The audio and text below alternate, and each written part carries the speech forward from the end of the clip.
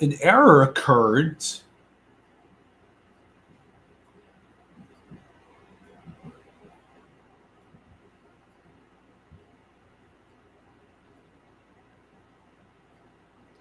Hey, what's up, everyone?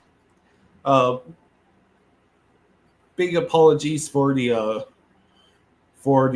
very very late start. There were some technical difficulties. There were some technical difficulties, and I had to wait until my dad got home. So, hey, JC, how you doing?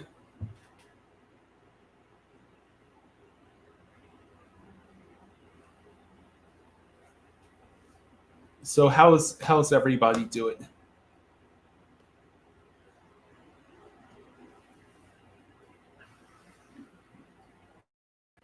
So yeah, there's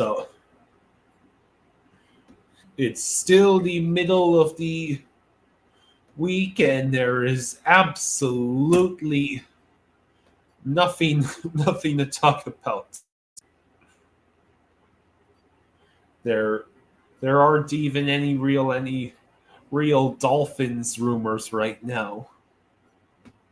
It's mostly going to be just discussion about will the Dolphins get any more corners?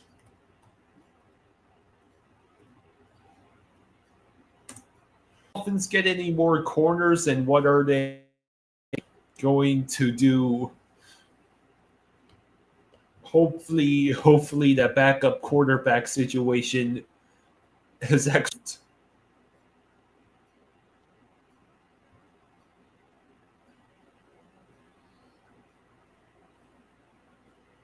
JC says saw your dance moves today. I can wholeheartedly say wholeheartedly say we all loved it very much. JC says Dolphins are cooked.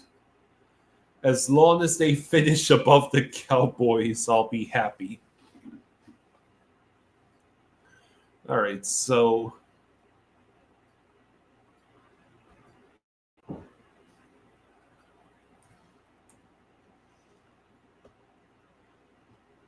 have there been any roster moves today? Does not look like it.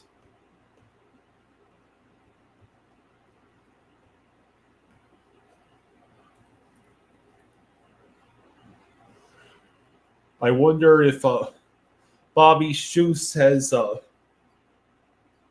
taken any more liberties with about guys like Asante Samuel visiting the Dolphins.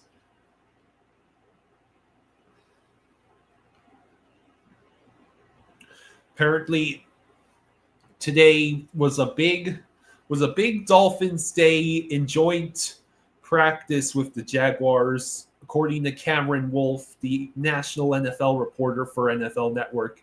Miami brought the physicality the folks have been talking about. Minka Fitzpatrick and Jack Jones had pick sixes off of Trevor Lawrence, who had a tough day. Zach Sealer and Aaron Brewer were dominant regularly. Tua and Waddle looked strong. So, a bit of positive news.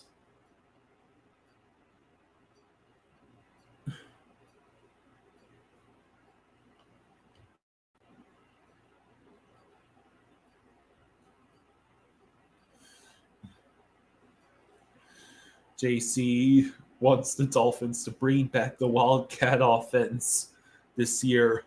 Anything to keep Tua from taking snaps and sacks.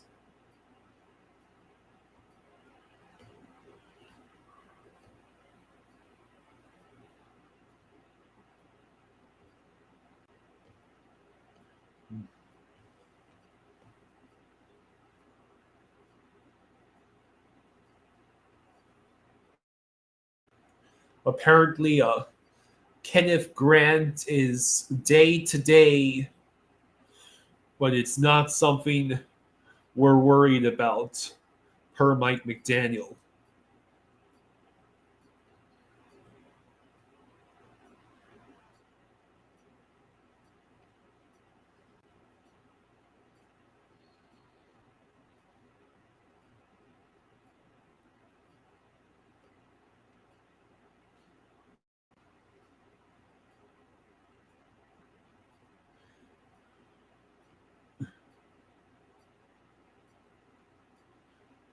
Apparently, Jalen Wright got hurt.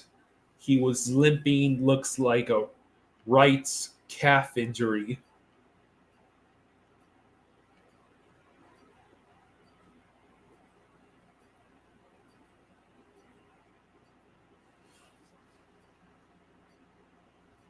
There, and of course, there's now some buzz, whether it's substantiated or not, is entirely up to you.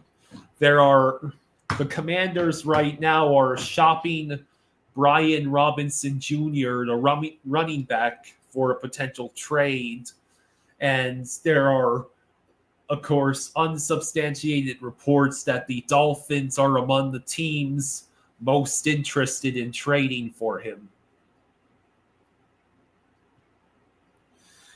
JC says, do you think if the Dolphins don't make the playoffs, the coach gets the boot? Yeah, I think McDaniel and Greer's jobs are both on the line if the Dolphins fail to make the playoffs.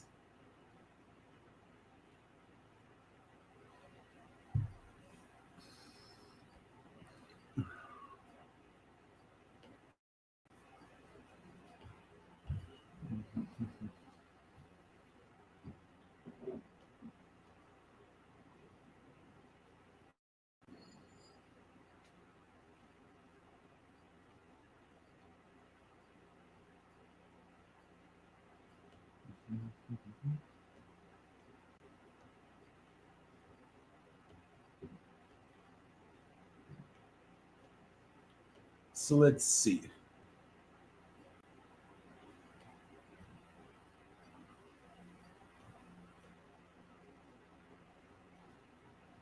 Brian Robinson Jr.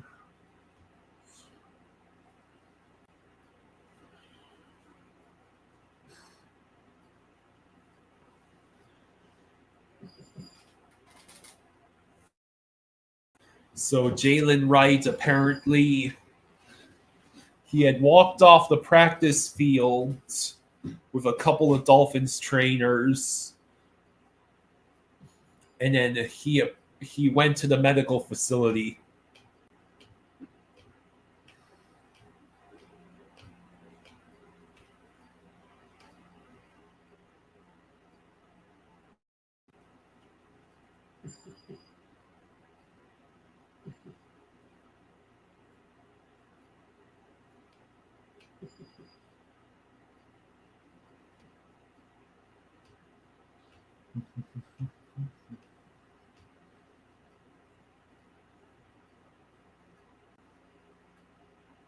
According to the Cowboys network, the Cowboys are reportedly not in trading for Brian Robinson Jr.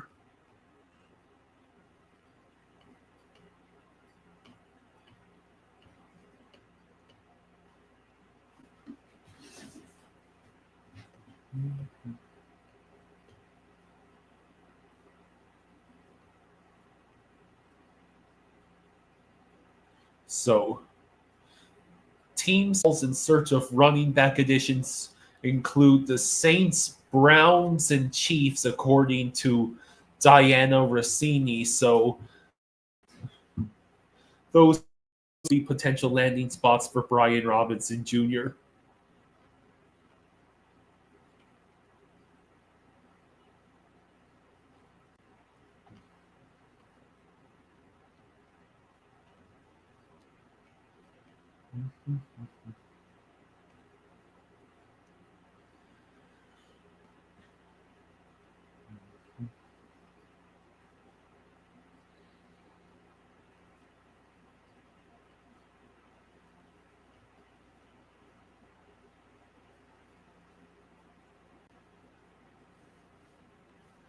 So yeah, now that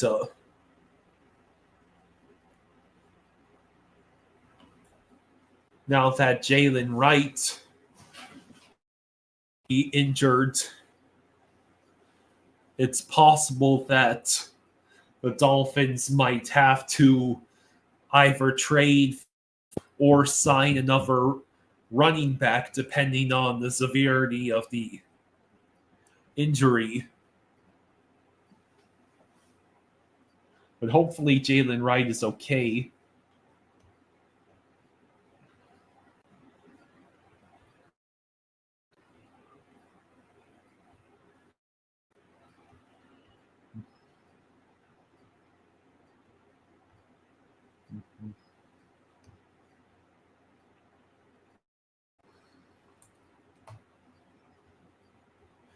I think I had heard that Adam Schefter had immediately debunked the Brian Robinson Jr. to the Dolphins fate.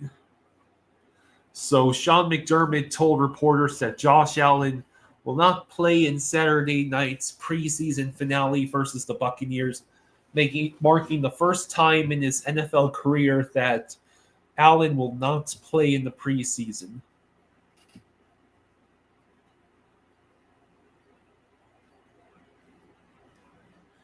Shador Sanders will play in the Saturday preseason finale for the Browns.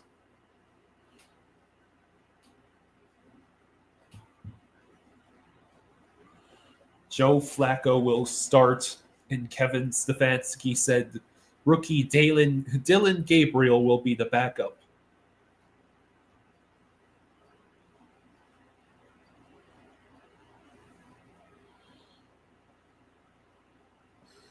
So yeah, there really is an absolute dearth of things to discuss. Like the situation in Miami has pretty much settled to the point where we're just waiting to find out if they're making any more moves.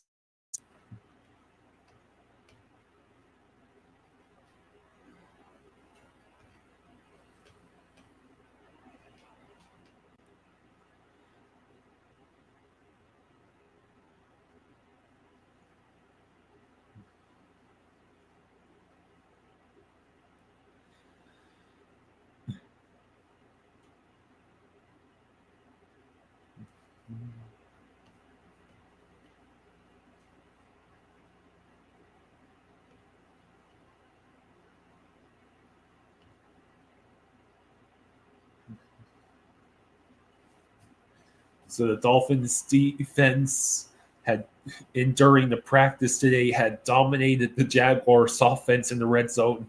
Zeeler couldn't be blocked. Minka got a pick, several deflections. Trevor Lawrence had only one touchdown pass to Brian Thomas Jr.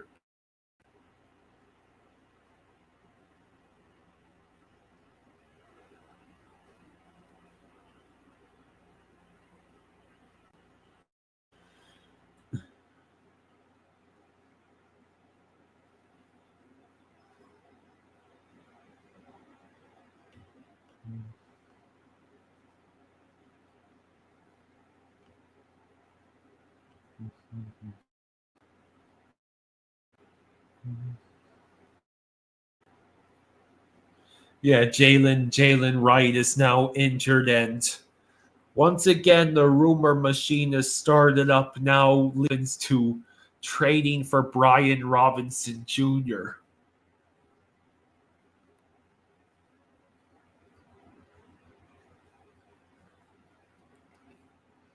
I just wish it wasn't so easy for misinformation and rumors to spread.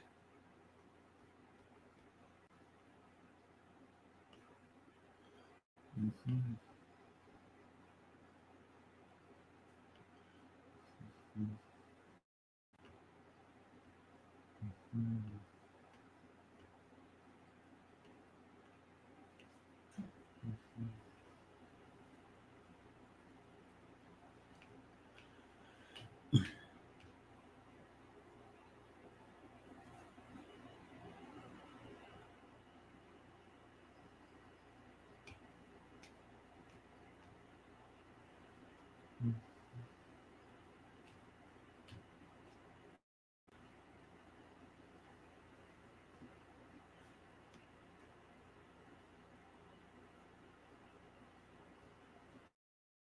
Pacharo asks, "How come we're not trading for a corner?" Honestly, I have no idea. In the past, in the past, Greer's downfall as GM has been being overly stubborn and refusing to fix weak links in the Dolphins. Well, offensive line has needed fixing for years, and it is nice to have guys like Joseph Savaina and Patrick Paul now part of that line. We we made some investments so that Liam Eichenberg no longer has that starting left tackle position. The the Dolphins just need to actually plug the holes in the roster.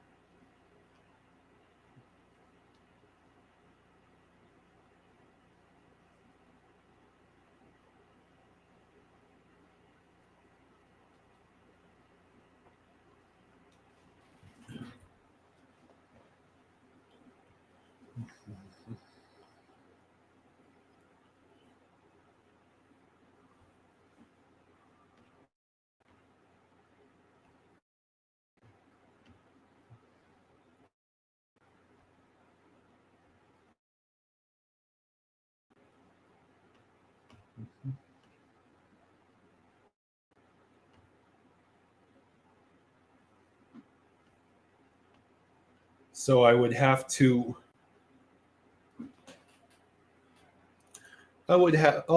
keep an eye on the whole Brian Robinson Jr. thing because the Commanders are wanting to trade him, and there are plenty of teams around the league that could use a.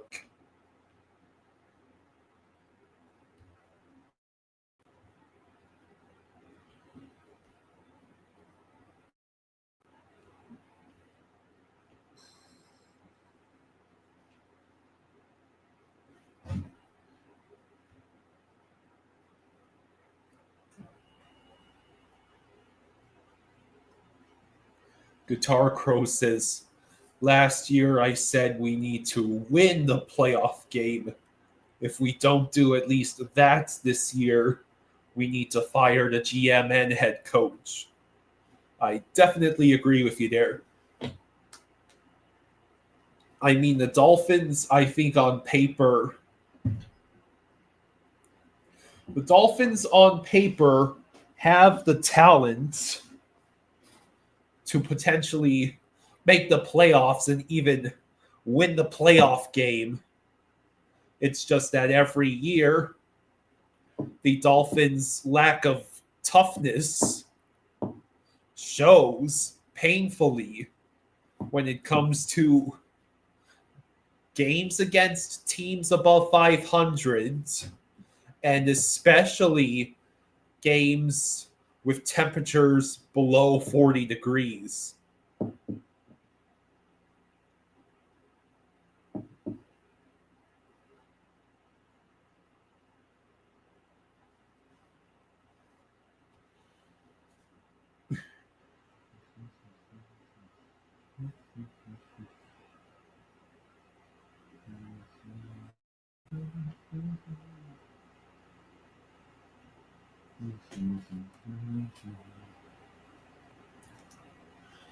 So I really don't know Brian Robinson Jr. is going to end up with the Dolphins.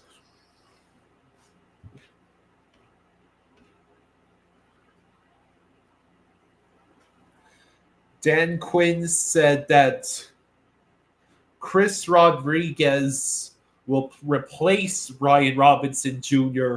as the short yardage and goal line back.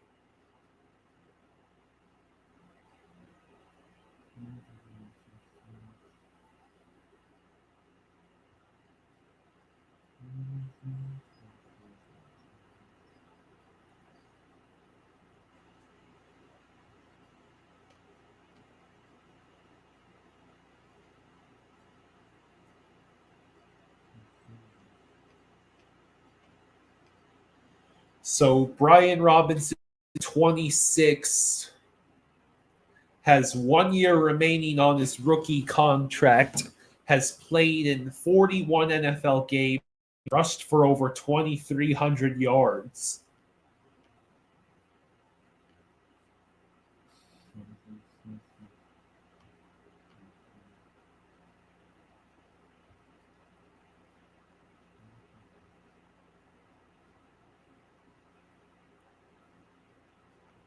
Big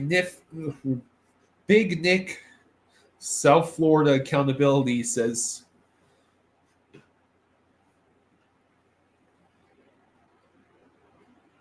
What if the Dolphins win 10 games, beat playoff teams, and miss the playoffs by virtue of the fifth tiebreaker?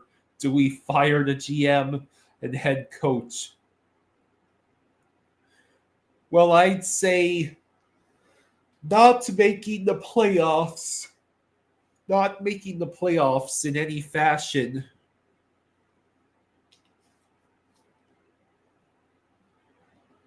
will probably end up costing Greer and McDaniel their jobs. Hello, Spin. How you doing? So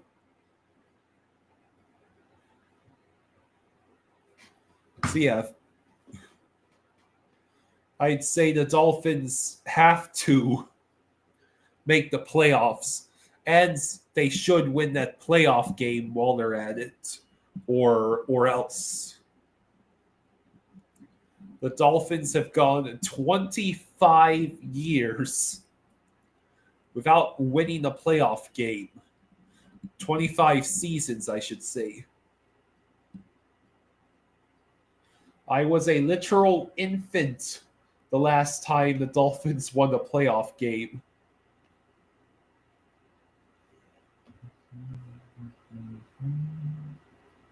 So yeah, last year, Brian Robinson Jr.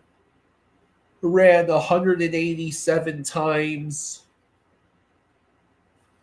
for 799 yards and 8 touchdowns.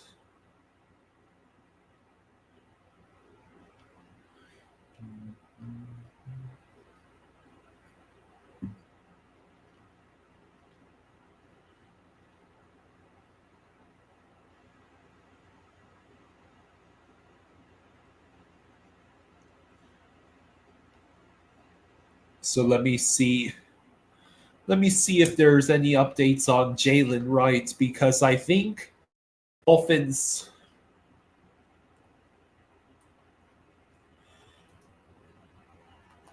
were confident in that running back room with Achane, Wright, and Dolly Gordon.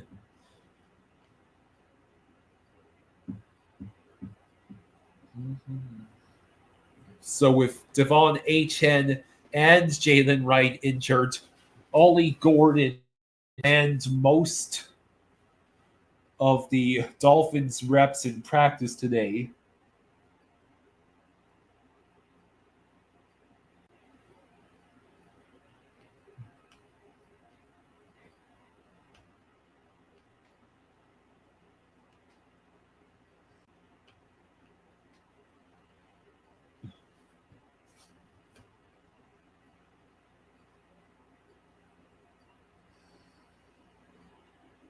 Let's see.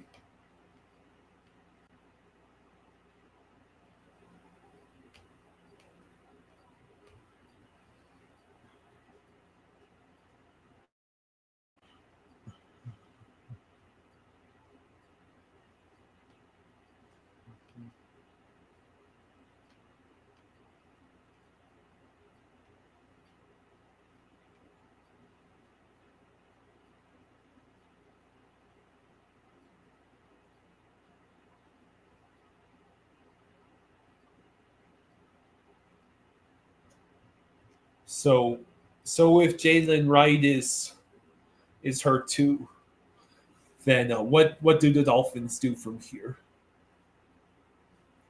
Hello, Austin. How you doing, buddy? I'm just trying to find anything to fill up the time here that I am spending on this stream.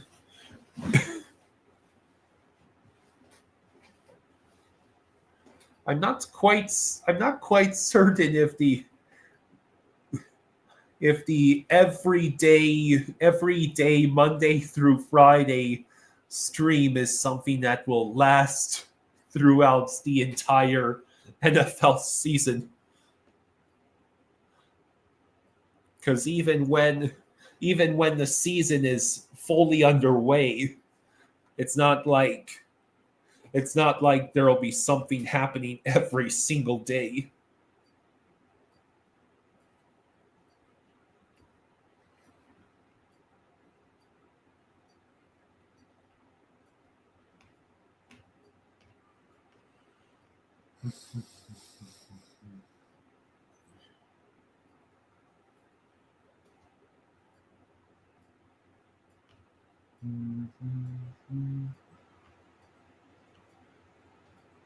Apparently, Jordan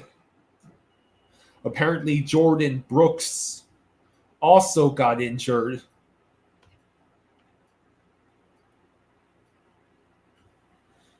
The final preseason practice proved to be a tough one on the injury front. During Thursday's joint practice with the Jaguars in Miami Gardens, the Dolphins lost running back Jalen Wright, linebacker Jordan Brooks, and wide receiver AJ Henning to apparent injuries. Details on their injuries weren't immediately known.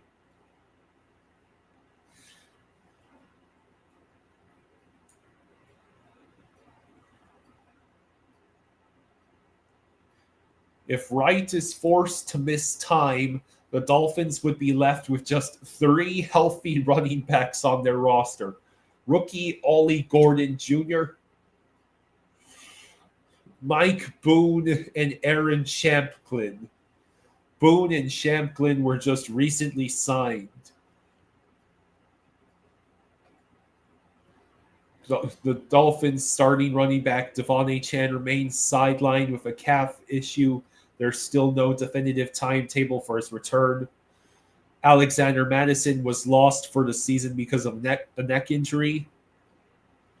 Brooks, who is one of the Dolphins' starting linebackers, who also appeared to be favoring his lower body after being injured towards the end of Thursday's practice. Brooks waved off a cart and stayed on the field until the end of practice, but he walked off with a noticeable limp. Henning, a rookie wide receiver who's competing for a spot on the Dolphins roster, was carted off the field before using crutches to hobble into the Baptist Health Facility. He was initially holding his hamstring after leaving the field. Among those on the Dolphins roster who didn't practice Thursday were A-Chan, Tyreek Hill, oblique, Kenneth Grant with an undisclosed injury. McDaniel said it's not serious and he's day-to-day. Kendall Sheffield, soft tissue injury, could miss a week. Ashton Davis, left foot, and Ethan Bonner, hamstring. Offensive lineman Andrew Meyer, left elbow. Byron Matos, above the shoulder injury. And Austin Jackson, left foot. That's a lot of damage.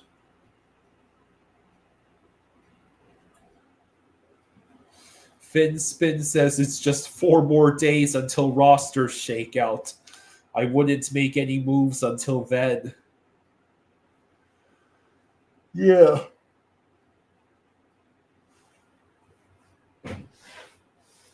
Yeah, I wonder who the Dolphins. I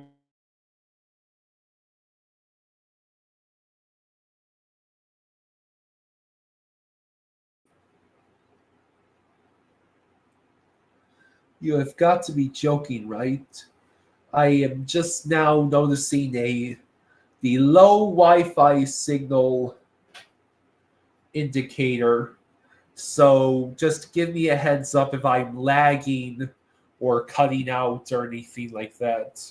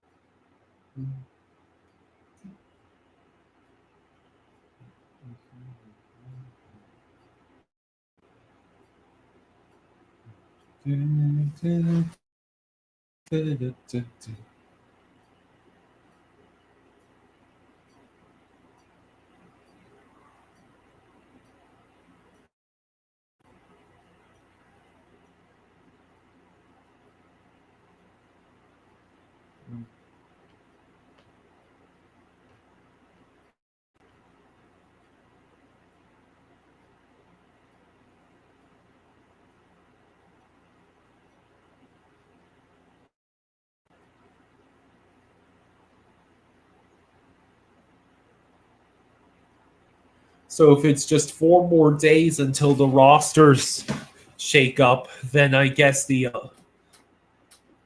biggest news about the Dolphins will come around when Saturday when the preseason game, our final preseason game against the Jaguars, which Travis Hunter is sitting out of, by the way.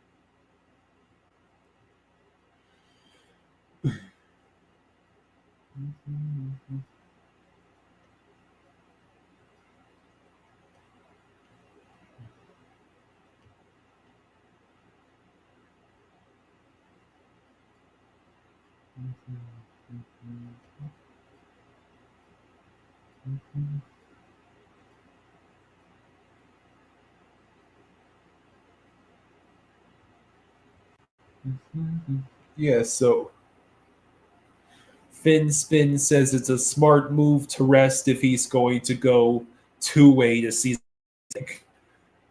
Has there been have we ever seen this sort of player before where he's trying to play both wide receiver and cornerback?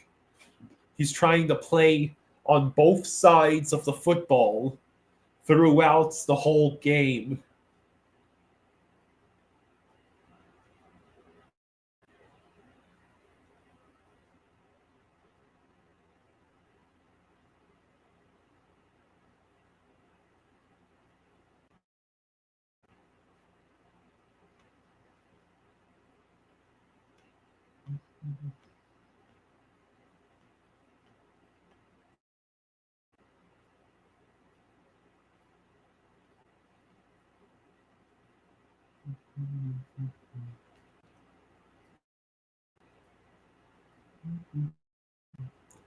So yeah, if you had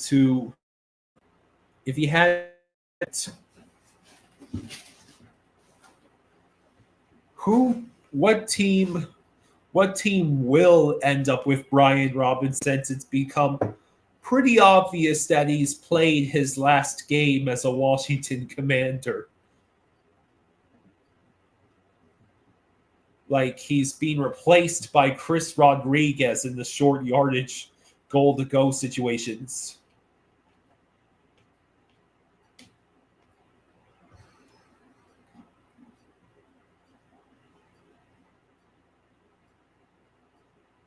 So the Chiefs are apparently making calls in search of a running back addition.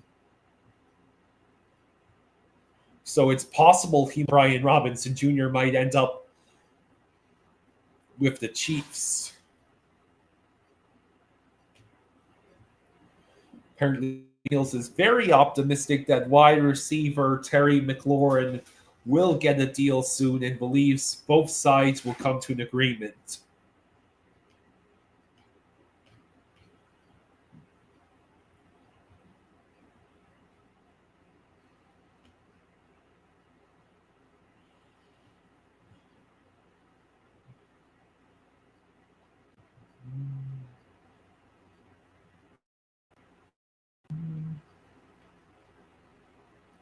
Teams making calls in search. Teams making calls and running back additions includes the Saints, Browns, and Chiefs. So, of those three teams right there, who do you think might be able to swing a deal to get Brian Robinson Jr.? I'm not sure if he would end up with the Saints, as the Saints are still in relative cap hell from what I gather, and it's the same conference. Browns and Chiefs seem like pretty decent options. Finspin says prime time Deion Sanders played two ways. Oh, that's cool. Spaceman says I just went to the Panthers practice facility today to cool off from this aggressive SoFlo heat. Hey, that sounds fun. I hope you had a good time.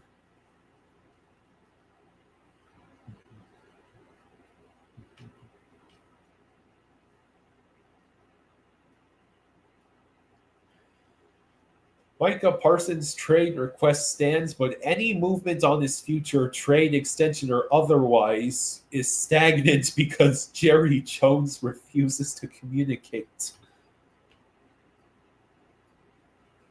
The Chiefs traded Sky Moore to the 49ers. It was a seventh rounder and more to San Francisco for a sixth rounder. Harrison Phillips, the Vikings defensive tackle, got traded to the Jets. So Devon Villay ended up being traded to the Saints in exchange for a fourth rounder and seventh rounder going back to Denver.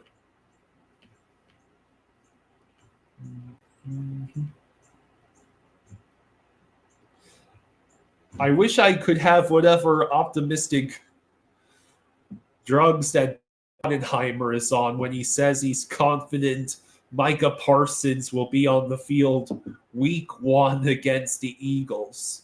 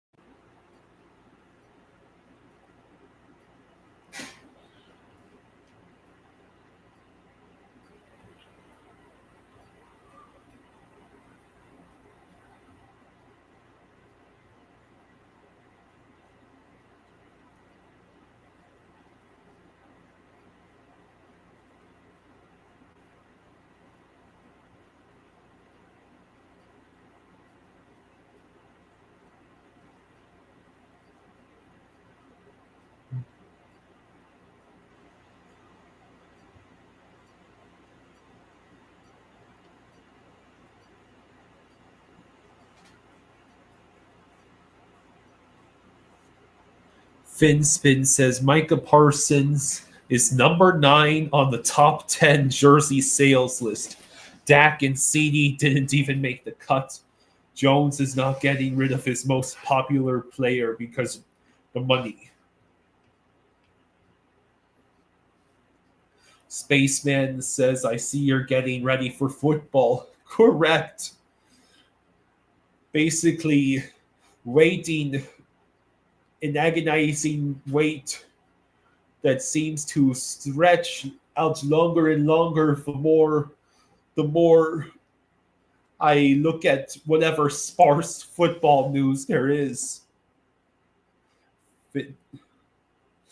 Spaceman says, I just got tickets to the Dolphins versus Patriots game on September 14th. And I would really love to make it to a Dolphins game for once. The only time I've ever been to a Dolphins game is a 2011 preseason game against the Tampa Bay Buccaneers at Raymond James Stadium. I have never been to an actual regular season Dolphins game, and my last Dolphins game, one and only time I made it there was what, almost 15 years ago.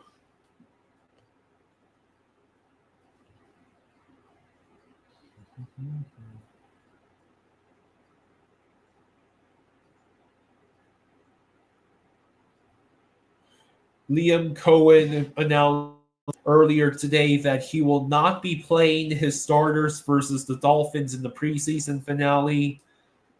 Quote, we are not going to play our starters. It will be a lot of young guys getting some quality work. And apparently Miami Dolphins starters are expected to feature in the preseason finale versus the Jaguars. So it's basically the Dolphins starters against all the Jaguars backups. And Darren Waller was in practice today.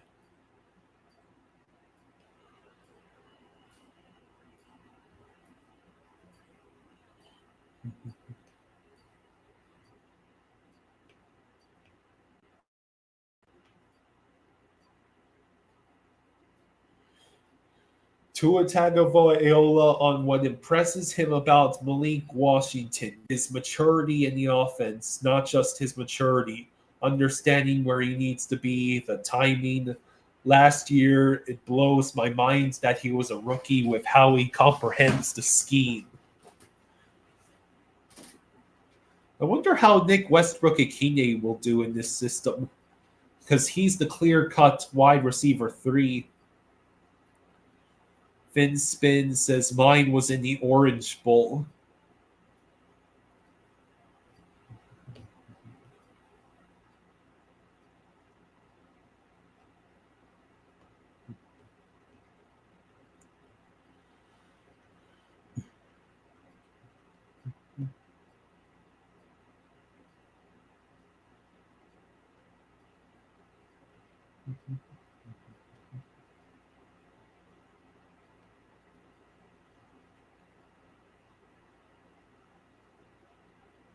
Jack Jones on facing Amon-Ra St. Brown in joint practices. It was good. I knew it was going to be the best workout there possible. Y'all see the tape. He cooked me, but I got better from that. He made me better.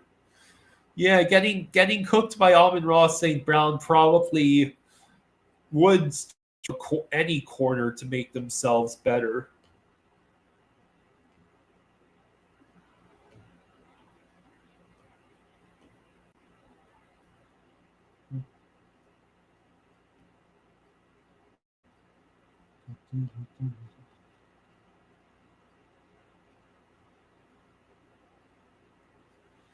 Let's see. Spaceman Sports says I might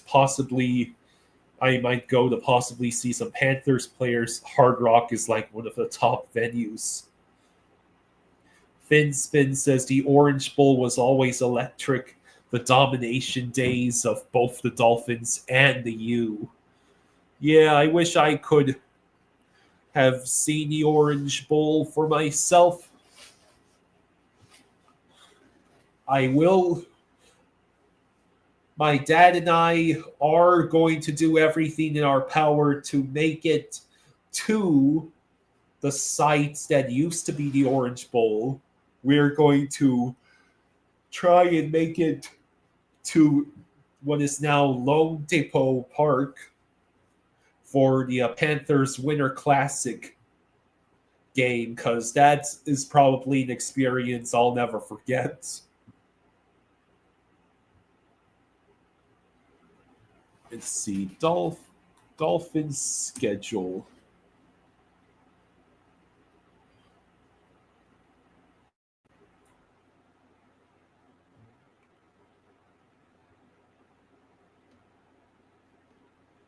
So the Dolphins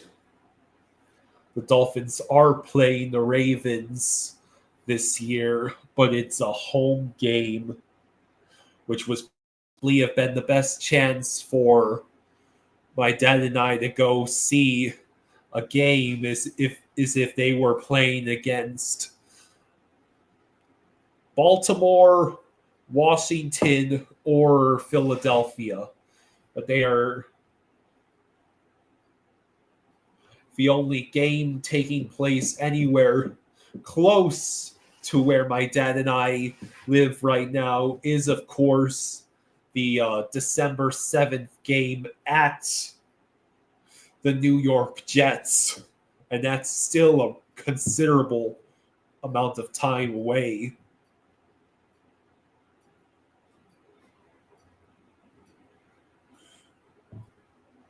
And I don't think I do not believe my dad has won the lottery yet, so I doubt we'd be able to simply fly down to Florida, make it to Miami, make it to Hard Rock for one of the numerous home games.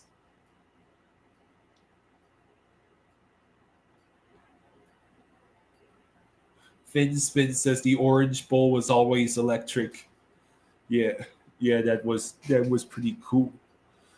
The Orange Bowl does seem like a pretty rockin' place from what I've seen.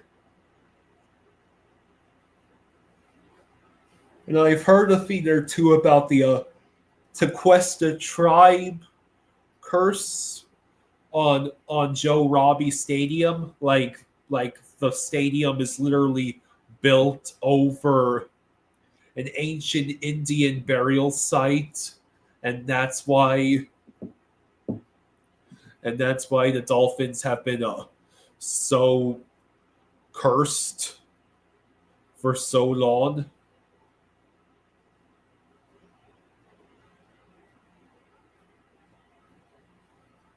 And then there was the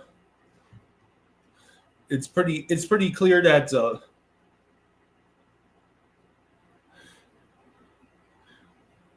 what that that voodoo curse on Don Shula was not the only issue for the Dolphins. Finspin says even Dwayne the Rock Johnson roams that field as a cane. Hey, that's pretty cool.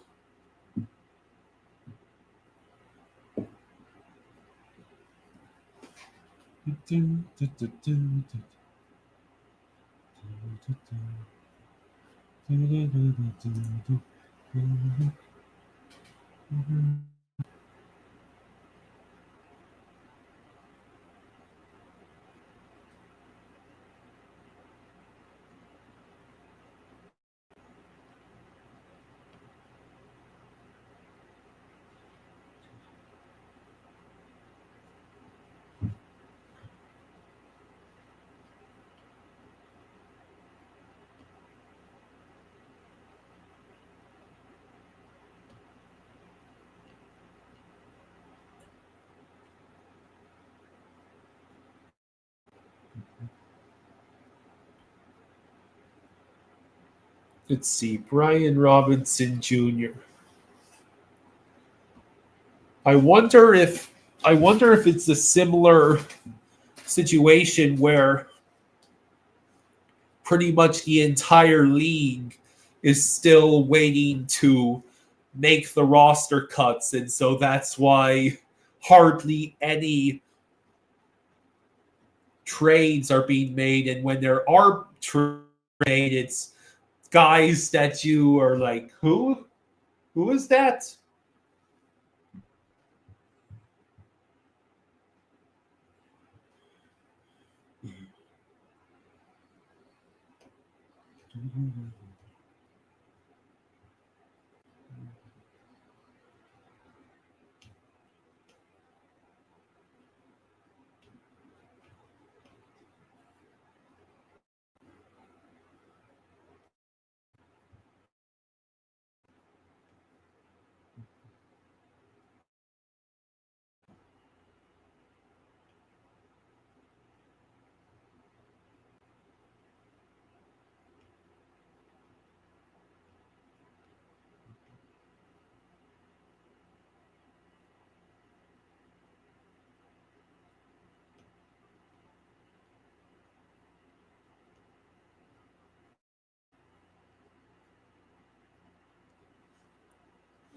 Finspin says, I say add a couple million to the hard rock naming rights deal, and in return, they send a Seminole shaman to lift the curse.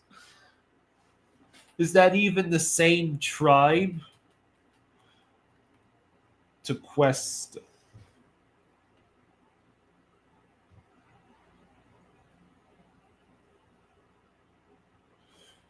The Tequesta, the Questa people.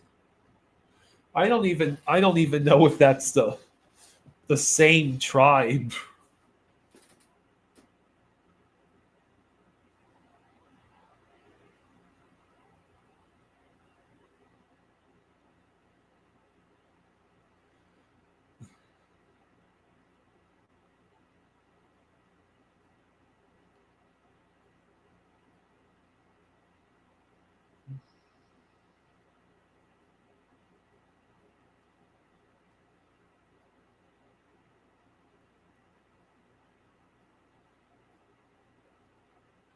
Yeah, the last of the Tequestas, the last of the Tequesta people were evacuated to Cuba after Spain was after Florida was surrendered by Spain to Britain in 1763.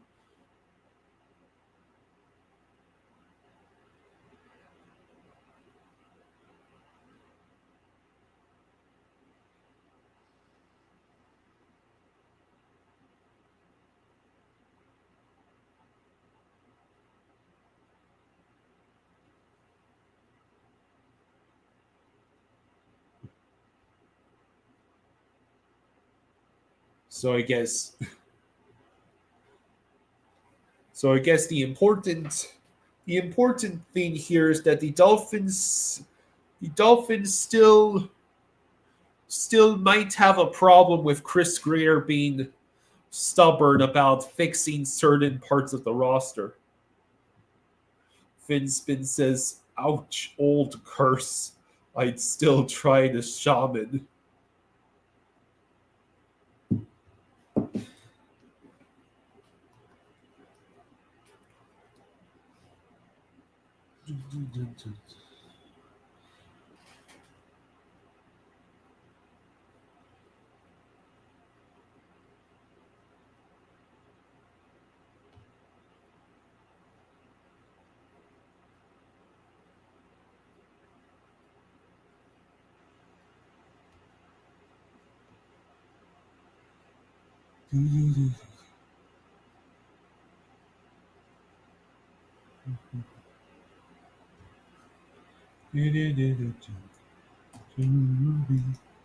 Joe Robbie Stadium.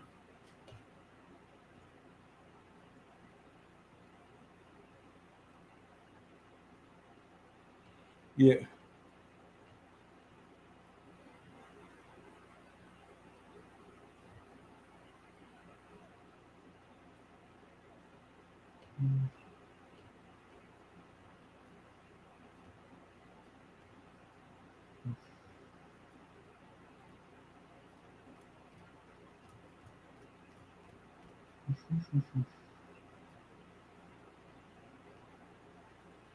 So Finspin, if you're still here, I wanted to ask you this. As it stands right now, do you have what is the amount of faith that you have in the current cornerback room, featuring such illustrious names as Storm Duck, Mike Hilton, Jack Jones, Kendall Sheffield, etc.? We've lost both of our starting corners from last year. Jalen Ramsey was traded away. Artie Burns, Artie Burns, and Kader Kohu both suffered season-ending injuries. It's do the Dolphins make a move at corner?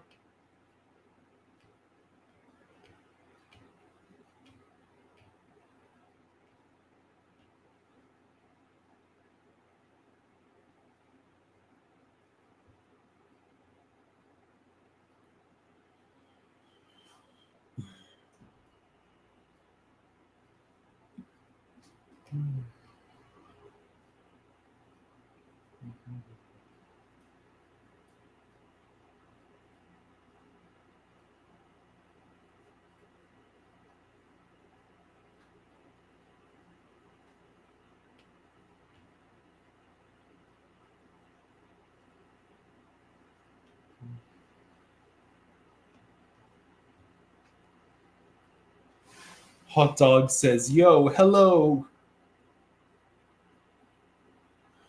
hello, Hot Dog. How you doing?" Finspin says, "I think they are going to surprise more than most think, and I think our pass rush and interior surge is going to cover some warts in the backfield."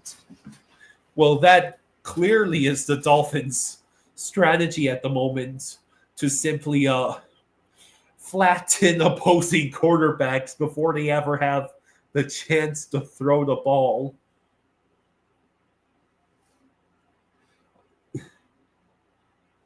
Hot Dog says, "I haven't been on your channels since after the Panthers parade." Well, welcome back.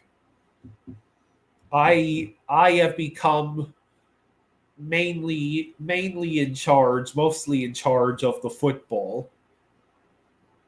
Flying fluffy football.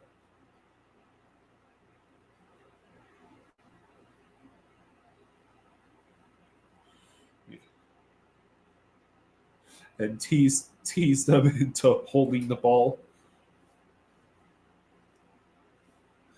Well, yeah, opposing quarterbacks would probably look at how Amon-Ra St. Brown absolutely cooked Jack Jones and think, man, that's very enticing. If I can hang on to the ball before I'm murdered by Matthew Judon or Bradley Chubb or Jalen Phillips, I can turn this into a huge completion. Now, Minka Fitzpatrick, getting him back adds an interesting wrinkle into things because it now solves a lot of the issues I would assume with the safety position. And he started his career as a Dolphin as well.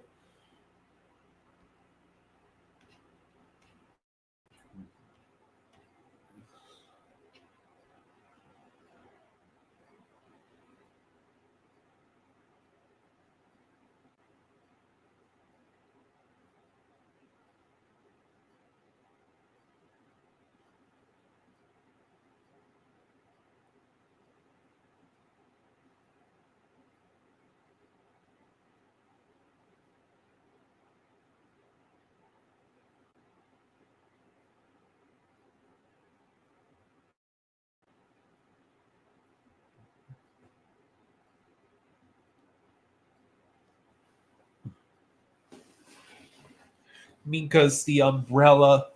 Minka's the umbrella of the opposing side starts seeing explosives.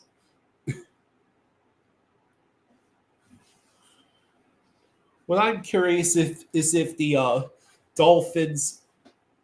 What did the Dolphins do this offseason to improve that god awful run defense? Like the Dolphins defense, the the strength last year was definitely not rushing defense. Like I love having Kenneth Grant because I think everyone has seen the tape of him running down that running back and tackling him while being one of the most ridiculously big players drafted at that in that first round.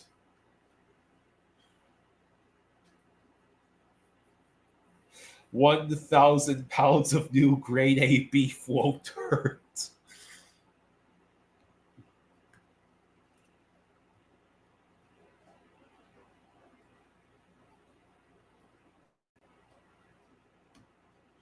So yeah, there's really not much there's really not much left to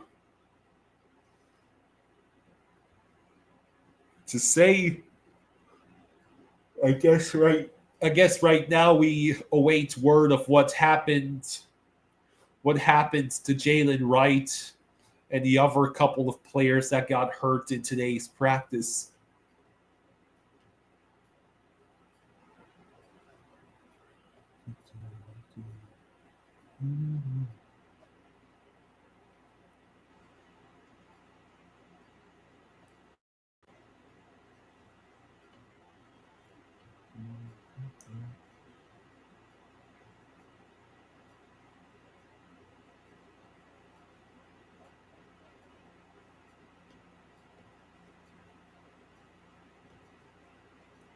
So apparently both Patrick Paul and Minka Fitzpatrick impressed during practice.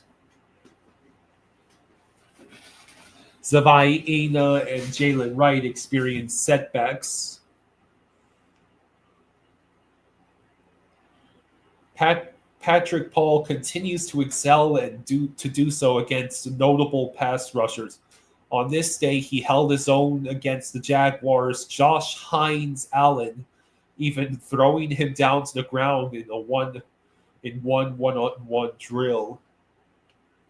Minka Fitzpatrick, he had another training camp interception. He has stood out since returning and fills a big void in the wake of Javon Holland's departure. So Jonas Zavaiena apparently had his hands full at times on Thursday, so he might need some help.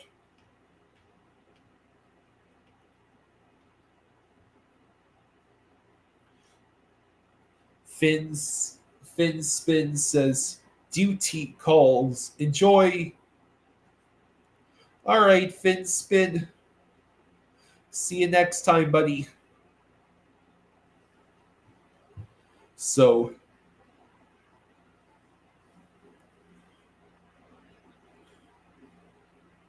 yeah, there really isn't much. Excuse me, there really isn't much left to go over. It's all just minor trades.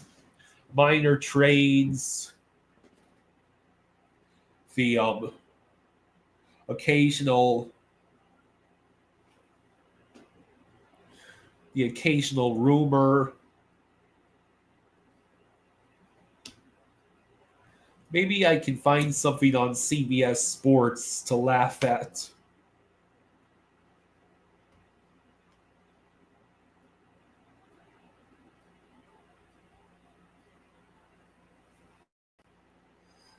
Urban Meyer apparently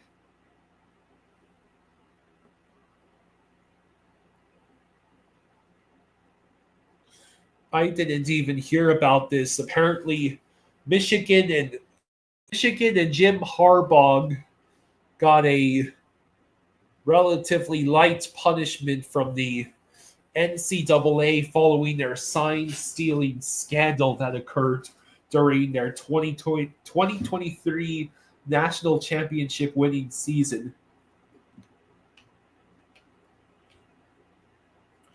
Urban Meyer apparently questioned recently whether the NFL should punish Harbaugh.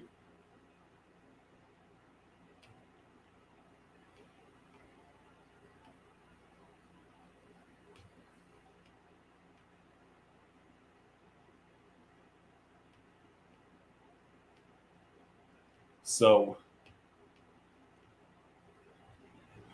this is the first time I've heard of any of this since I pay next to no attention to college football.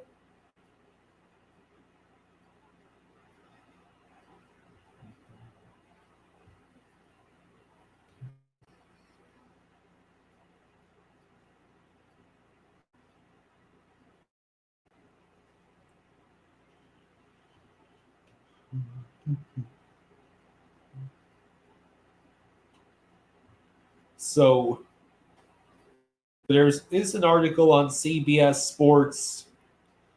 Might as well give this a read. Ranking the NFL's top 10 wide receiver tandems for the 2025 season.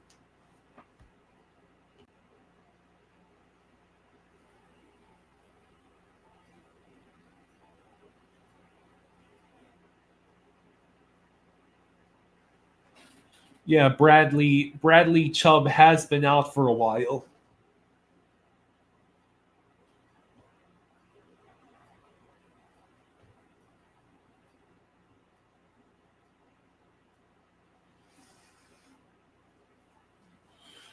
Yeah. Yeah, he last played in week 17 of the 2023 season.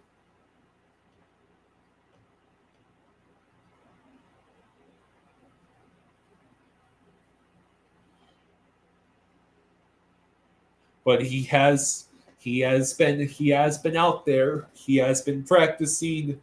So on paper, having Bradley Chubb back could give some much needed help to the Dolphins linebackers. So here is CBS Sports picks for top 10 wide receiver tandems in the NFL entering the 2025 season. So with some honorable mentions. Of course, they had 5 different honorable mentions. Baltimore Ravens with Say Flowers and Rashad Bateman. Both veterans can stretch the field with ease, but durability is a legitimate question given Flowers' size and Bateman's resume. Chicago Bears, DJ Moore, Odunze. Moore has flashes of brilliance, but Odunze is still growing as his running mate. Johnson's oversight could help them stay consistent. Green Bay Packers, Jaden Reed and Matthew Golden. Yeah. Why can't Jaden Reed be more consistent? Call them the all-upside tandem. Reed is electric and Golden could be the total package. We've just got to see them in partnership first. Kansas City Chiefs, Rashee Rice and Xavier Worthy. There's a lot of young speed here, giving Patrick Mahomes a potential 1-2 punch for years to come. But can they stay on the field? Tampa Bay Buccaneers with Mike Evans and Chris Godwin. Their experience and steadiness is nearly unmatched. Stamina is a concern, though, with Godwin still recovering from a serious injury. So now we actually start the list. Number 10, Seattle Seahawks with Jackson Smith-Njigba and Cooper Kupp. Yeah, that sounds like a pretty solid pair.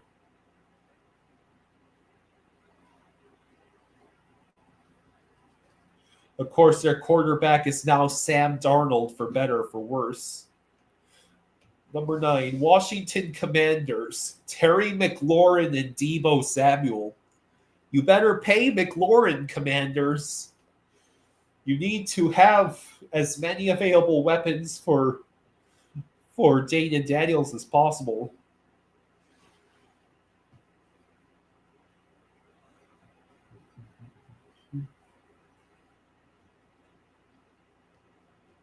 Number 8, Jacksonville Jaguars with Brian Thomas Jr. and Travis Hunter. Well, yeah, on paper, if Travis Hunter can maintain the ridiculous success he had in college, Brian Thomas Jr. absolutely impressed as a rookie last year. I even had him on my fantasy team for a brief time. So the Miami Dolphins are at number 7 here with Tyreek Hill and Jalen Waddle. And I want to read the CBS Sports description for this ranking right here. There might not be a duo harder to place.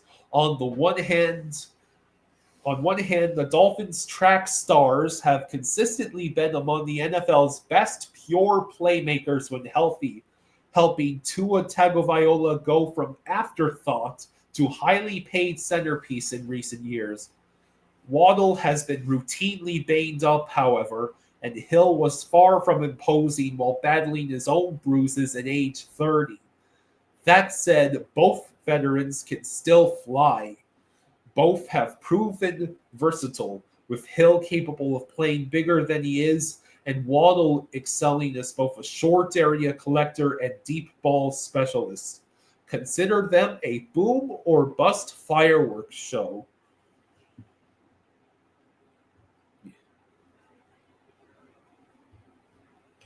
Number 6, the Rams with Devontae Adams and Puka Nacua.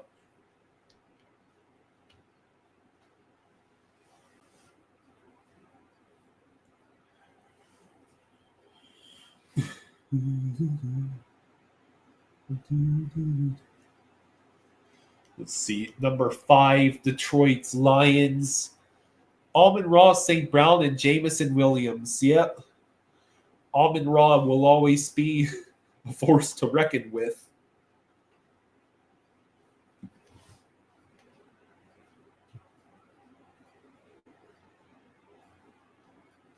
Number 4, Dallas Cowboys with CeeDee Lamb and George Pickens. Now, why would the duo with the crash out on it be ranked so high? I get it's CeeDee Lamb is the other guy, but still.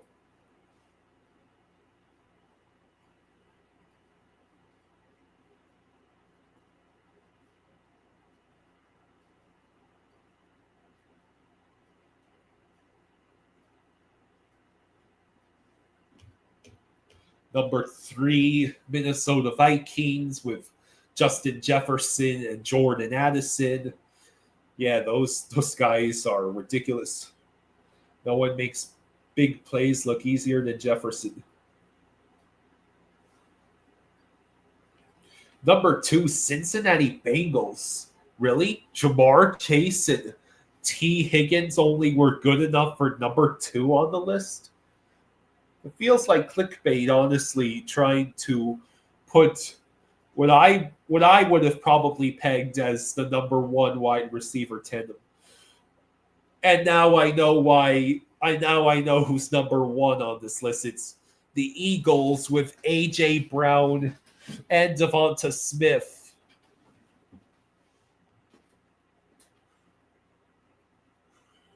Like, I mean, having the wide receiver tandem from the defending Super Bowl champs is pretty reasonable.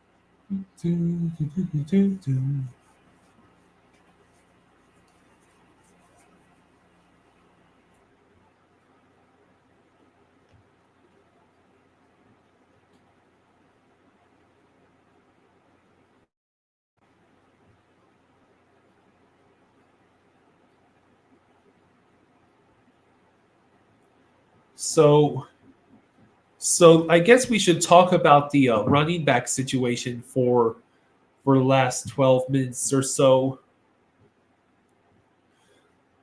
Devon A. Chan is still dealing with his injury, and now Jalen Wright is hurt. And Alexander Madison, of course, is out for the year with a neck injury. So what what should happen if neither if neither Achan nor Jalen Wright are available for week one against the Colts?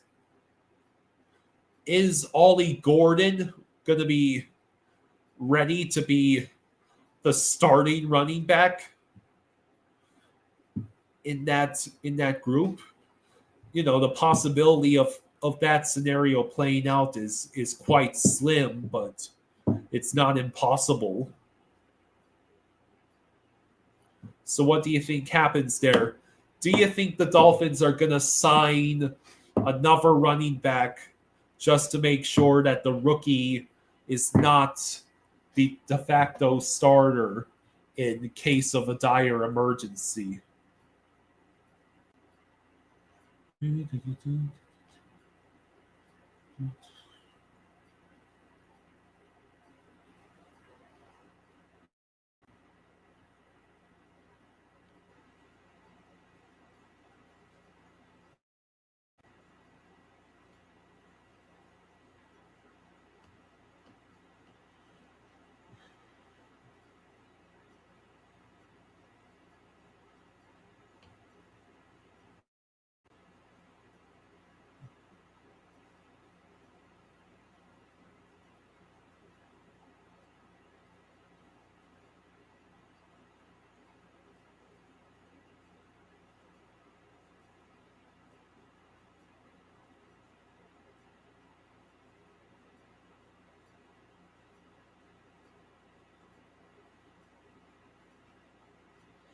So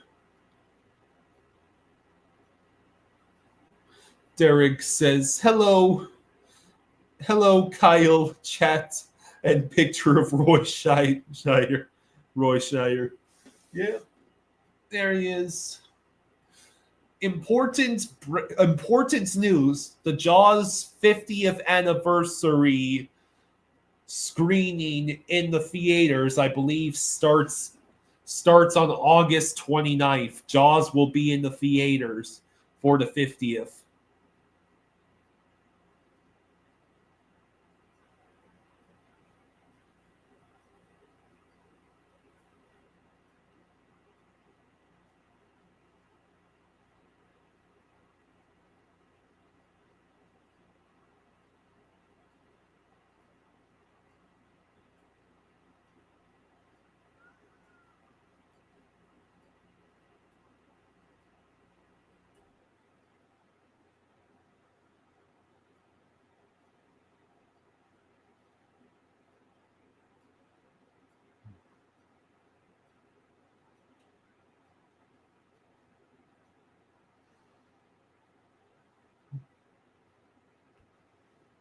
So, what do you think? How does this shake out in the end for the Dolphins? This season, has quite literally become the definition of a crossroads, where either everything goes right for the Dolphins, they make the playoffs, they perhaps even win that long dreamt of playoff game. My rules this year for how to control the hopium is have the Dolphins beaten a team above 500. If yes, have they also beaten a team when the temperature outside is below 40 degrees? If yes, Dolphins going to Super Bowl. Derek says 9-8. I'd say 9 to 10 wins. Yeah, let me take a look at that schedule again, because there is one particularly brutal stretch.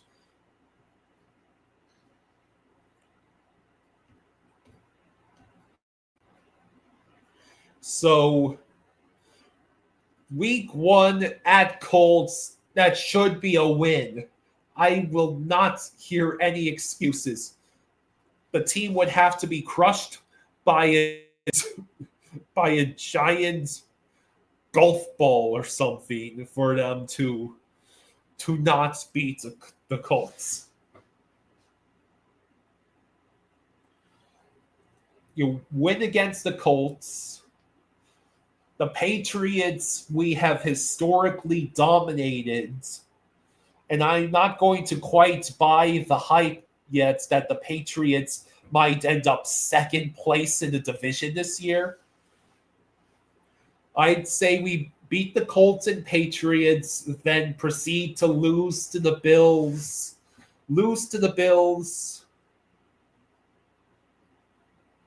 On that Thursday night. Then home against the Jets. Last year, the Jets gave us a lot of trouble. In the one game, we made Aaron Rodgers look like he was back. And it took overtime for us to win against them. And then the last game of the year was, of course, when the Dolphins realized they were not making the playoffs. So they got destroyed by the Jets in the process because, the Broncos were beating the ever-loving crap out of the Kansas City backups. My prediction is that the Dolphins probably start, Colts. How many games are there now? 17? 1, 2, 3, 4, 5, 6, 7. So the first 8 games of the year, Colts, Patriots, Bills, Jets, Panthers, Chargers, Browns, and Falcons, I'd say beat the Colts and Patriots, lose against the Bills, win against the Jets, probably win against the Panthers and Browns.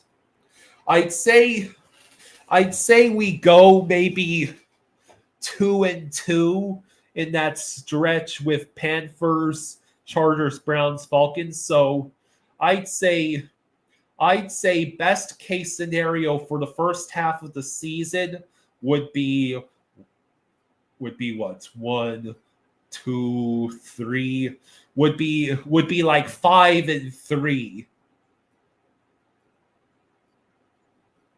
5-3, maybe 6-2 if we are truly dominant against weaker foes, and win all of our divisional matchups in that time except for Bills. And then it gets brutal. Versus Ravens on yet another Thursday night game, then Bills, then Commanders in Madrid. I would be shocked, honestly, if the Dolphins managed to win one of those games. Just for the sake of my sanity, I'm going to assume all three of those are losses. Then it gets a little easier. You have Saints, Jets, Steelers is going to be must watch. Bengals, Buccaneers, Patriots. So, what's that? Loss, win. And then, honestly, 3 toss-up games before the Patriot game to end the year. Like Steelers, Bengals, Buccaneers. I could see us either winning or losing any of those games. So maybe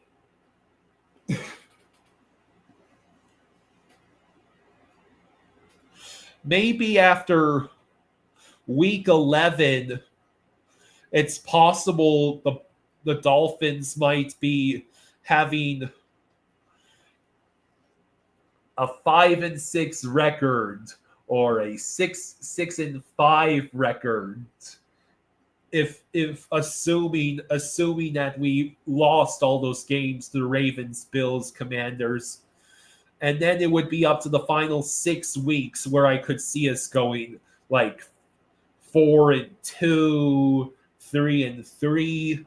It really depends on just how healthy is the team. Derek says if they win a cold weather game, it'd be a huge boost. Oh, for sure.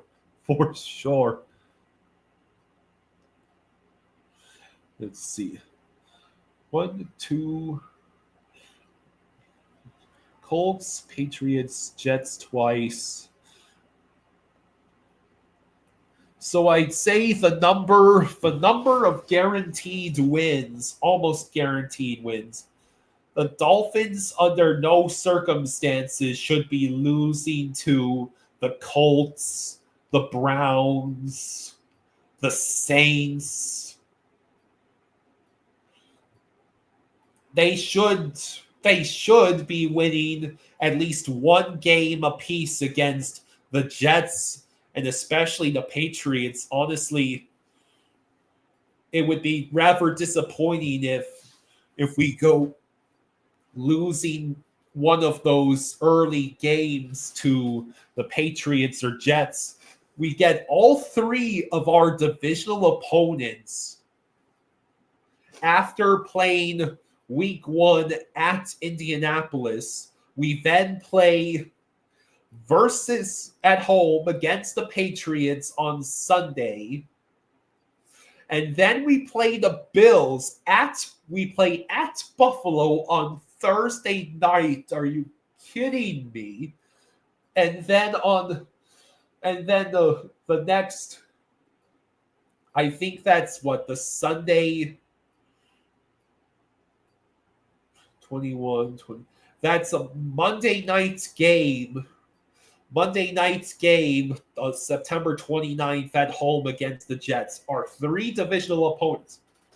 I would say what happens to the Dolphins in those three divisional games will set the tone for almost the rest of the season, because a lot of people are thinking that the Patriots in particular might actually be good this year, or that the Jets will not jet so much.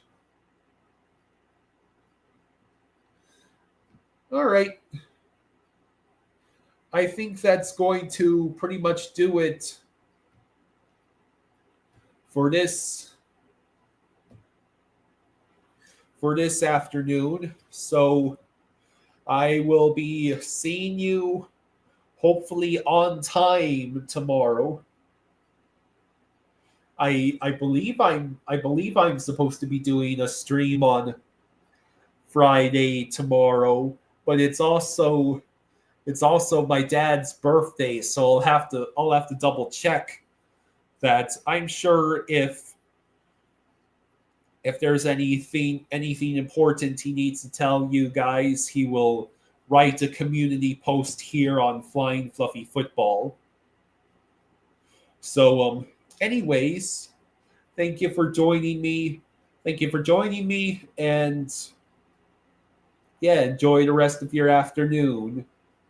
It's nice to have you all here, and hopefully the Dolphins, the NFL season this year is exciting for all the right reasons. Okay, see you next time.